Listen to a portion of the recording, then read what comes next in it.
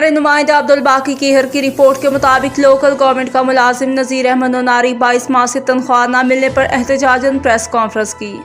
तफसील के मुताबिक अवामी मीडिया प्रेस क्लब जैकबाबाद में लोकल गवर्नमेंट का मुलाजिम नज़ीर अहमद नोनारी प्रेस कॉन्फ्रेंस करते हुए बताया कि तहसील ठुल में मेरी जूनियर क्लर्क की पोस्ट पर ड्यूटी सर अंजाम देता हूँ, जो कि 22 माह से मेरी तनख्वाह बंद है। जैकबाबाद के डिप्टी कमिश्नर को दरख्वास्त दे देकर थक गया हूँ, मजबूरन आज प्रेस कॉन्फ्रेंस की है।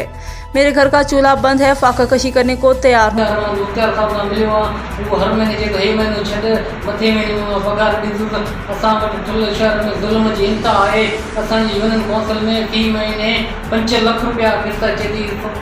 माहिवार मुलाज़िम जी पगार जे लाइ उहे जेके असांजा सेक्रेटरी साहब अब्दुल जब्बार बोड़ो उन जी राश कराची में आहे फुल आहे कोन जीअं